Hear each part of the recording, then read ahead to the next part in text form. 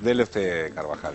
Bueno, una de las preguntas que siempre surgen cuando se plantea qué pasa con las mujeres en la política es, ¿participan o no quieren participar? ¿Les ponen trabas o por qué no hay más mujeres en los espacios públicos, ¿no? de participación política? Y uno puede decir, bueno, un primer motivo es que históricamente los partidos políticos, las organizaciones, los lugares de poder estuvieron gerenciados, manejados por los hombres, ¿no? Lugares hegemonizados por los varones. Por eso se impusieron leyes de cupo, por lo menos en la Argentina, y esto ha generado que un 30% de las cámaras legislativas a nivel nacional estén ocupados por mujeres, que ha sido lo que se llama discriminación positiva. Ahora, la otra pregunta es, ¿hay trabas internas, subjetivas, en las mujeres, que hacen que vean la política como un lugar no deseado o que a la hora de participar ellas mismas se autoexcluyan o se jueguen en contra? Bueno, hubo una investigación que se hizo ahora recientemente, justamente tratando de responder estas preguntas. Primero vemos un informe y después vemos qué es lo que encontró, cuáles fueron las conclusiones de esta investigación.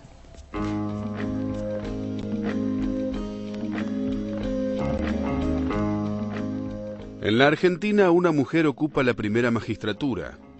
Además, hay 2 mujeres en la Corte Suprema de Justicia. 1/3 de las bancas del Congreso son ocupadas por mujeres y otras son responsables de la política monetaria y de producción del gobierno. A pesar de esos avances, todavía queda sin duda una gran desigualdad en las mujeres en la medida en que son una gran minoría en la mayor parte de los ámbitos públicos. Son apenas el 1/3 de las cámaras legislativas y eso por opción de la ley de cupo.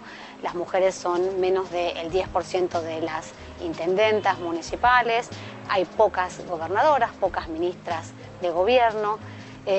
Son menos del 5% en los principales sindicatos y en las cámaras empresariales y apenas el 7% de los medios de comunicación a nivel nacional están dirigidos por mujeres. Una novedosa investigación que llevó adelante el equipo latinoamericano de justicia y género con el apoyo del Centro Internacional de Investigaciones para el Desarrollo de Canadá, buscó responder cuáles son las barreras subjetivas que llevan a las mujeres a descalificarse a la hora de irrumpir en el mundo público. Los estudios remarcan que la tendencia subsiste a pesar de que fueron removidas ciertas trabas objetivas, como aquellas leyes que las discriminaban, y que incluso se implementaron mecanismos para favorecer su participación, como la ley de cupos. ¿Por qué las mujeres no participan más en ámbitos públicos? ¿Se trata de costumbres difíciles de desterrar o de trabas autoimpuestas?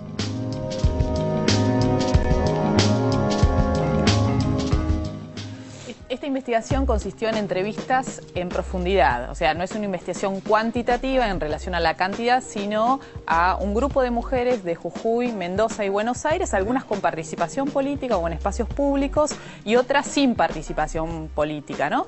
Y lo que surge claramente es que las mujeres no se sienten preparadas o tienen vergüenza de hablar en público o consideran que la política es un ámbito corrupto para el cual ellas no se quieren mezclar y se sienten más cómodas en el ámbito privado, que es el de la casa donde ejercen el poder, digamos, mucho más cómoda. Pero hay un denominador común muy claro que aparece tanto en las que participan como en las que no participan y creo que es lo más destacado de esta investigación, es la fuerza que tiene el mandato de la feminidad. ¿Y qué es el mandato de la feminidad?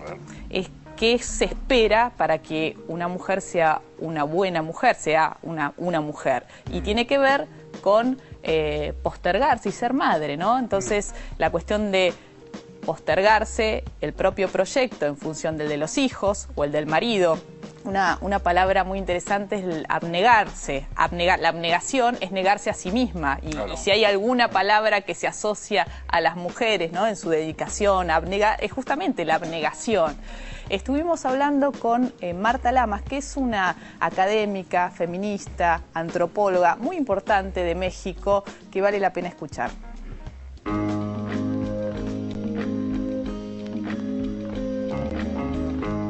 El obstáculo principal es un obstáculo que tiene que ver con la introyección de un mandato cultural de la feminidad que se vive psíquicamente, digamos, como una cuestión no solamente de deber ser, sino muy gratificante en muchos campos, ¿no? Entonces, esta feminidad que hace que las mujeres prioricen cuestiones afectivas, la maternidad, estar en la casa, y que les da una sensación de una cierta libertad de estar en ese ámbito y de para qué complicarse la vida participando en el ámbito público, puesto que en el privado es donde está su verdadero lugar, es uno de los hallazgos que en ambas investigaciones, Chile y Argentina, aparece reiteradamente. Hay que entender que la cultura tiene una lógica y que esa lógica no solamente se dice de manera explícita con las reglas sociales, sino que se introyecta psíquicamente de una manera inconsciente, pero que las mujeres están respondiendo a eso que se introyectó de manera inconsciente pensando en que es natural. Ese sentimiento de inseguridad y de preferencia hacia otro tipo de actividades supuestamente no corruptas naturaliza el temor a hablar en público, a la discusión política y encuentra en las rivalidades y envidias femeninas un prejuicio que se convierte en otra barrera. El mandato de la femineidad está presente en la cultura y como tal es parte de aquello con lo que crecemos. ¿Es posible combatir estos comportamientos? Bueno, hay que combatirlo a distintos niveles. Hay todo un tema que pasa por la reflexividad, por la toma de conciencia de que esto ocurre, por temas de autovaloración de las mujeres. Las mujeres hablaron mucho de autoestima, en la investigación se habla más de autovaloración, que es un poco más amplio e integral, ¿no? En sentirse capaces, pero aparte de esos procesos individuales, se requieren políticas públicas, se requiere una cuestión de comunicación social amplia, se requieren modelos de figuras que estén haciendo ese tipo de cosas. Entonces hay que pensar en una intervención multinivel. Entonces, pensar en eso, distintos niveles de intervención, pero una intervención que transmita de alguna manera que esta equidad entre hombres y mujeres, igualdad con reconocimiento de las diferencias, tiene que verse reflejada en una igualdad sustantiva en términos de las posiciones en los lugares de toma de decisión. Marta Lamas lo que plantea es que hay que repartir el poder que está en los espacios públicos como el poder de la casa, ¿no? Y en este sentido, que los hombres se involucren más en lo que tiene que ver con los cuidados domésticos, cuidados de los niños, de las personas mayores al interior de la casa, para que las mujeres puedan romper con ese mandato tan fuerte de la feminidad, que para ser una verdadera mujer tienen que postergarse en función de los hijos y del marido, para poder ocupar otros espacios, ¿no? Y esto es lo que plantea. Ahora, planteaba Marta Lamas la necesidad de políticas públicas. Lo hemos hablado en algunas oportunidades, la cuestión de las licencias por paternidad, por ejemplo, pero también fuertemente la necesidad de comunicación, de telenovelas, donde los hombres que tienen también su mandato de masculinidad, tienen que ser fuertes, guerreros, proveedores, y eso tiene un peso para los varones también, ¿no? Pero siempre en el espacio público, en el afuera.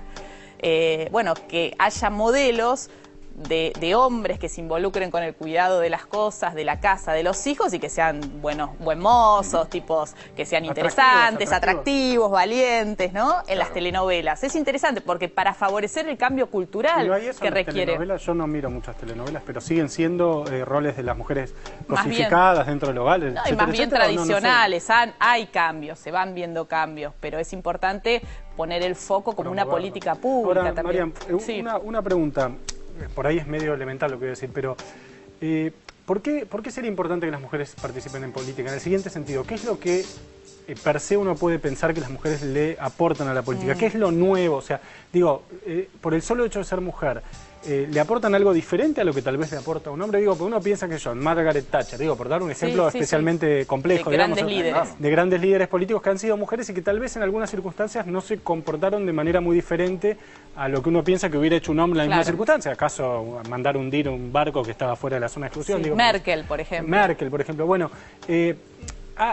no sé si habrá estudios, investigaciones. No, a ver, ¿por qué es importante que las mujeres participen? Yo creo que esa es la pregunta porque primero hay que pensar que las mujeres son la mitad de la población y en tanto uno pretende una sociedad más democrática, los lugares de poder deberían ser más democráticos en función solo de esa idea de democratizar el espacio entre mujeres y varones que formamos la sociedad. Ese es un punto. Vos planteabas si hay una cuestión esencialista, si las mujeres per se, por ser mujeres, son más buenas, menos corruptas. Más hábiles, eso no está. Sí hay estudiado que muchas mujeres, uno puede pensar, y cada uno se imaginará las líderes políticas que tenga a su alcance, tal vez aprendieron una forma de ejercer el poder masculina, porque son los modelos que tienen más cercanos. Ahora, ¿por qué es importante que las mujeres también participen? Y esto me lo decía Marta Lamas en una entrevista, en parte de la entrevista. Ella decía, bueno, hay cuestiones que las mujeres han vivido y viven que los varones no las conocen y es importante plasmarla en políticas públicas. Y me dio un ejemplo, por ahí uno puede decir banal, chiquitito. A ver, cuando ustedes van a un lugar público y van al baño, los baños de mujeres siempre tienen colas. Hay un montón de mujeres esperando, ustedes no se dan cuenta porque no entran, pero las mujeres que entramos a los baños hacemos colas cuando vamos al cine, cuando vamos a algún... Que nosotros lo hacemos más rápido también. Bueno, exactamente. ¿Ustedes qué hacen? ¿Qué hacen? Se bajan el cierre, hacen y las mujeres tenemos que bajar el pantalón, por ahí las medias, acomodarnos y más. Eso lleva más tiempo. Esta pavada, ¿y qué hacen? La misma cantidad de baños para varones que para mujeres. Es más, en para vez de hacer más baños para mujeres. Bueno, o edificios, casas con vidrios muy altos. ¿Quién limpia los vidrios? El arquitecto que diseñó esos vidrios nunca agarró un palo para limpiar el vidrio. Bueno, estos pequeños ejemplos que por ahí ahora suenan risueños tienen que ver con cosas más grandes, con la vida cotidiana de unos y otros que tienen que estar representados en quienes toman las decisiones. A eso se iba la idea de por qué es importante que las mujeres participen. Ahora, tengo una pregunta alrededor de la idea de mandato que aparece, el mandato femenino. Eso es cultural. Sí, pero se naturaliza. Pero de alguna manera encierra como cierta degradación de, vamos a decir así, la vida doméstica, sea para un hombre o para una mujer. Encierra la idea de que ese espacio, que no es bueno, que no es un espacio de realización, el espacio doméstico para una mujer o para un hombre, digamos, por fuera del sexo, digamos, o del género en este caso. ¿Por qué eso? A mí me encantaría, digamos. Quedarte en la casa limpiando los platos. Sería maravilloso. Probá y después me contás. Hay muchas la provisión, mujeres... yo me imagino que la provisión, que todo ese trabajo doméstico es algo muy atractivo y que está, no sé por qué está degradado. No, a ver, hay muchas mujeres que encuentran en eso gran satisfacción, claro, por eso. ¿No? Porque es lindo alimentar a los que uno quiere, cocinarle, arreglarle la cama, pero también vos fijate que son todas cosas efímeras. Vos cocinás, comen la comida. Y si las cosas haces la cama, se deshace la cama. Y pasás el trapo, viene alguien y pisa y ensucia. Entonces, puede ser gratificante, pero también es muy frustrante. Y también está bueno salir a otros ámbitos y encontrar la realización en otros lugares. Está clarísimo. ¿Qué pasa, Magallanes? O sea, ya me imagino todo lo que piensa usted que vive todavía con su madre, me imagino. No, claro que vivo con mi madre y con Zulma, que es la que limpia las ventanas altas. Estamos a punto de pedir la ropa autoplanchante, porque esto viene así. Usted sabe que esto atenta contra la industria nacional. Se venden mucho menos batidoras, licuadoras, planchas, porque ahora las mujeres están ocupadas dirigiendo el país, siendo concejal. No exagere tampoco, no exagere, Magallanes. Qué mal ejemplo. Nos vamos a un corte nosotros, en un ratito volvemos, que todavía es temprano, dale.